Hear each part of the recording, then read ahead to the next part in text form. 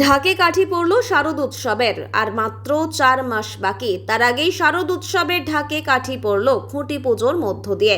কেওটা নবীন সংঘের এবার 52তম বর্ষ। প্রাচীন সভ্যতার ইতিকথা নিয়ে মানুষের সামনে বিশেষ উপস্থাপনার মধ্য দিয়ে এক নতুন রূপরেখা তৈরি করবে বলে জানিয়েছে উদ্যোক্তারা।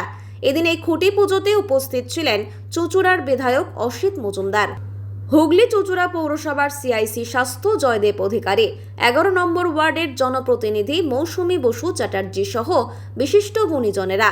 হারিয়ে যাওয়া প্রাচীন সভ্যতাকে তুলে ধরায় এবারের মূল আকর্ষণ হতে চলেছে এই পুজো মণ্ডপের। শিল্পী থেকে উদ্যোক্তারা সকলেই আশাবাদী এবারের এই পুজো হুগলি তথা রাজ্যে সেরা পুজোর শিরোপা আদায় করে নিতে পারবে। এই মণ্ডপ মানুষদের কাছে হবে এক প্রত্যাশিত চিন্তা ভাবনা নিদর্শন। শিল্পী যে রূপরেখা দিয়ে এবার নবীন সংঘের শারদ উৎসবের থিম দিয়েছে তা মানুষের কাছে জনপ্রিয় হয়ে উঠবে। দুর্গাপুজোয় কাটি করলো একদম ছুটি পুজোর মধ্যে দিয়ে। আপনি শিল্পী, এবার কি ভাবনা নিয়ে নবীন সঙ্গে? আমরা এবছর ভাবনা রেখেছি প্রাচীন সভ্যতার ইতিকথা।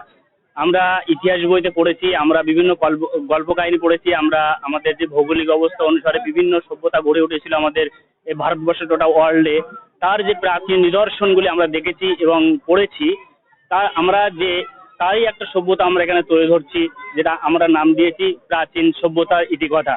যে সভ্যতা আমরা আমাদের ভারতবর্ষের যে মাইথোলজি, আমরা যে দেবদেবীর মূর্তিগুলো দেখেছি পাহাড় খোদাই করে বিভিন্ন গুহা চিত্র, তারই একটি নিদর্শন আমরা এখানে তুলে ধরতে চেয়েছি। কিছু কি মানে আকর্ষণ থাকছে এই মণ্ডপ সজ্জার মধ্যে দিয়ে আপামর মানে সাধারণ মানুষের মধ্যে কি আপনি তো শিল্পী, কি ভাবে? আমরা প্রথম কথা এইখানে এই সভ্যতাটা করে মানে সমস্ত স্তরের মানে বাচ্চা থেকে শুরু করে বয়স্কদের শুরু করে মানে একটা শিক্ষার একটা বার্তা দিতে চেয়েছি, যে আমরা যেমন বইতে পড়ি যে দৃশ্যগুলো আমরা দেখি, সেটা এসে সেই বইয়ের ছবিগুলো যেন আমরা সেই দৃশ্যগুলো এখানে দেখতে পাই, যে বাচ্চারাও এসে দেখবে যে আমাদের বইয়ের পাতায় এই বইগুলো আমরা দেখেছি, সেই সভ্যতাটা আমরা দেখেছি। সেইটা যেন তেমন কোনো একটা ঘটনা আমরা ঘটাতে চেয়েছি, যে আমাদের শিল্পকর্মের মাধ্যমে দিয়ে। কেন এই চিন্তা ভাবনা?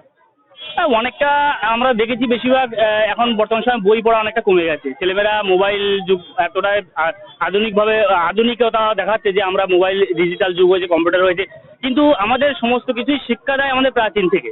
আমরা যতই আমরা গুহা মানব আমরা দেখে এসেছি, পাথর কেটে কেটে মূর্তি তৈরি করছে, আজকে এত আধুনিক হয়ে তারা সেই জায়গাটায় পৌঁছতে পারেন না। আমরা শুধু মুখে বা ওপর আমরা দেখি যে আমরা আধুনিক, কিন্তু আদৌ কি আমরা আধুনিক হতে পেরেছি? সেই বার্তাটা নিয়েই আমরা এই কাজটা করবো। আমরা রঙ্গজীব রায়, আমি অ্যাসিস্ট্যান্ট প্রফেসর প্রশান্ত দাশগুপ্ত কলেজে।